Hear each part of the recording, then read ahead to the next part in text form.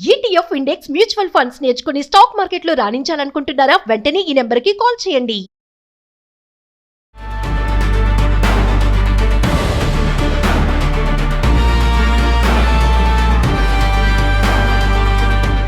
నమస్తే, welcome back to Suman TV. Present మనతో పాటు ఉన్నారు అమెరికాలో 24 ఇయర్స్ నుంచి ఉంటున్నటువంటి ఎంఎన్సీ ఎగ్జిక్యూటివ్ వీరభద్రరావు గారు. నమస్తే సార్. నమస్తే అమ్మ.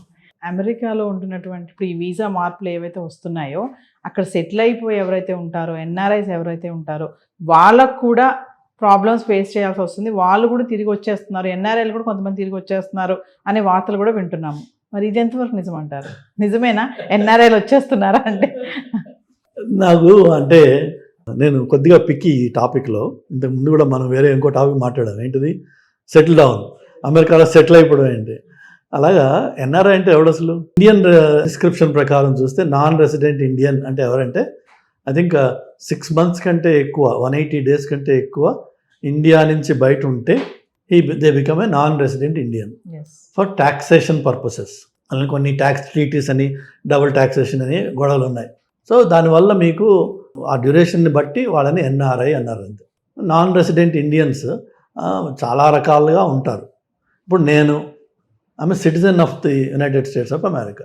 సో టెక్నికలీ స్పీకింగ్ నేను ఎన్ఆర్ఐ. ఆ దేశాన్ని వదిలి వెనక్కి రావాల్సిన అవసరం నాకు లేదు. అడుకున్నా, దాన్ని బతుకున్నా, దాన్ని చచ్చినా బతికినా అక్కడే ఉంటాను నేను. సో అదొక రకమైన ఎన్ఆర్ఐ. ఇక నెక్స్ట్ ఎన్ఆర్ఐ వచ్చి ఎవరు? Permanent residents. ఎవరికైతే ఆల్రెడీ గ్రీన్ కార్డ్ వచ్చిందో వాళ్ళు గ్రీన్ కార్డు సంపాదించుకుని అక్కడ సెటిల్ అవ్వడానికి కొన్ని మినిమం 10 to 15 years అయి ఉంటుంది వాళ్ళకి. అక్కడే వాళ్ళు ఆల్రెడీ ఎస్టాబ్లిష్ అయి ఉంటారు. కాబట్టి వాళ్ళు వెనక్కి వచ్చే అవకాశం లేదు మీకు. ఇక అందులో కొంతమంది రావచ్చు. ఇంకొకటి ఏం జరుగుతుందంటే ఎన్ఆర్ఐ లైఫ్ సైకిల్ మీరు చూసినట్టయితే మనకి పెళ్లి కాకముందో, లేక పెళ్ళైన కొత్త రోజుల్లోనో, లేదంటే చదువుకోవడానికి వెళ్ళి అక్కడే సెటిల్ అయిపోయి అక్కడే 25 ఏళ్ళు ఉండేసి ఇవన్నీ జరిగిన తర్వాత 50, 55 ఏళ్ళ వయసు దాటే టైంకి పిల్లలు పెద్దవాళ్ళు అయ్యి వాళ్ళు సెటిల్ అయిపోయి, అంటే వాళ్ళని అప్పుడు ఎంప్టీ నెస్టర్స్ అంటాం. ఏంటంటే 3 పిల్లలు మాత్రం ఉండిపోతారు, పిల్లలు రెక్కలు వచ్చి వాళ్ళు బయటకు వెళ్ళిపోతారు. అప్పుడు మెల్లిగా మళ్ళీ మన మదర్ల్యాండ్, మన చుట్టాలు, మన సొంత ఊరు, ఇలాంటి కథలన్నీ గుర్తొస్తాయి. సెంటిమెంటల్ ఫూల్స్ అవుతాం ఆ టైంలో. అప్పుడు కొంత ఎక్స్ప్లోరేషన్ మొదలవుతుంది. అరే ఏంట్రా వచ్చేసాం అన్నీ వదిలేసి, ఇప్పుడు వీళ్ళు పెద్దవాళ్ళు అయిపోయారు కదా, ఇండియాకి వెళ్దామా. అలాంటి కొంతమంది మీరు చూసి ఉండొచ్చు. వాళ్ళు గత్యంతరం లేక రాలా.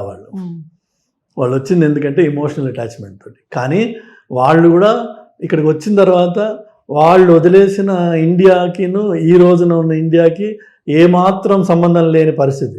సో నేను హైదరాబాద్లో పెరిగిన వాడిని, హైదరాబాద్లో చదువుకున్న వాడిని. ఈ రోజున మీ ఆఫీస్కి రావడానికి 3 అడిగి రావాల్సి వచ్చింది నాకు. ఎందుకంటే మా చిన్నప్పుడు ఈ జూబ్లీ హిల్స్ అన్నది లేదు. మహా అయితే మీకు ఆ బంజారా హోటల్ ఉంది కదా, ఆ మెయిన్ రోడ్, అదే ఒక road all the way Khairatabad చౌరస్తాగా వస్తుంది. అదొకటే మోస్ట్ పాపులర్ రోడ్ అనమాట. దాని వెనక్కి వెళ్ళాలంటే భయపడి తెచ్చేవాళ్ళం అప్పుడు. రాళ్ళను కొండలు తప్ప ఏం లేవు. ఎవరైనా చంపేసి పడేస్తే 4 రోజుల వరకు ఎవరికి తెలియదు. అంత డేంజరస్ ఏరియా అప్పట్లో. ఈ రోజున ఇది సూపర్ రిచ్ ప్లేస్. వికారాబాద్ అవతల మీకు ₹1 కోటి ఎకరం అమ్ముతున్నారని విన్నాను. నేను తాండూరులో ఫస్ట్ జాబ్ చేశాను. వికారాబాద్ ఏంటి, ఆ పైకి ఆ శంకర్పల్లి కొండ మీదకి ఎక్కడం, అక్కడ ఒక టీబీ హాస్పిటల్ ఉండేది. ఎంత భయం ఉండేదంటే మా చిన్నప్పుడు, ఆ టీబీ హాస్పిటల్ ఉందని చెప్పి బస్సు వాడు అయితే 100 అడుగులో 200 అడుగులో ముందు ఆపేవాళ్ళు.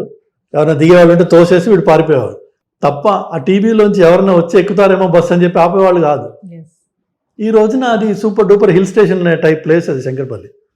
సో రోజులు మారుతున్నాయి.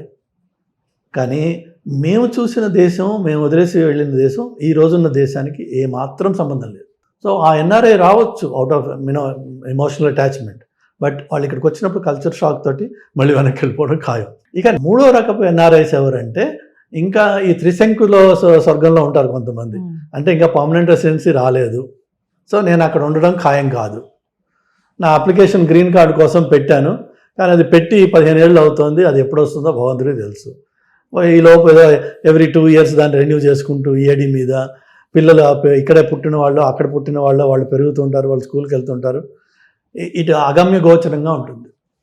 ఒక పక్కనేమో మార్కెట్లో ప్రెషర్స్ మారిపోతూ ఉంటాయి. వీళ్ళేమో ఆల్రెడీ 15-20 ఏళ్ళ ఎక్స్పీరియన్స్ పెట్టారు కాబట్టి వీళ్ళు లేటెస్ట్ అండ్ గ్రేటెస్ట్ టెక్నాలజీలో వీళ్ళు అప్ టు డేట్ ఉండరు. ఇంకా హ్యాండ్స్ ఆన్ జాబ్స్ చేస్తున్న వాళ్ళకి డెఫినెట్గా ఏఐ ఇంపాక్ట్ ఉంటుంది.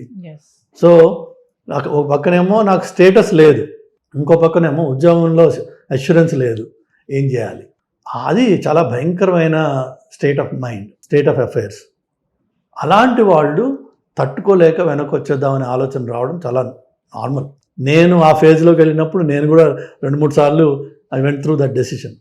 ఓకే, ఏమవుతుంది, మహా అయితే మన దేశం మనం వెళ్ళిపోయి ఉంటాము. కానీ ప్రాబ్లం ఏమొస్తుందంటే అక్కడ పుట్టి పెరిగిన పిల్లలు 10-11 ఏళ్ళు 12 ఏళ్ళు వచ్చిన వాళ్ళు ఉన్నారు అనుకోండి, వాడు ఆల్రెడీ 100% అమెరికన్ లానే మాట్లాడతాడు, ఉంటాడు, అన్ని పనులు.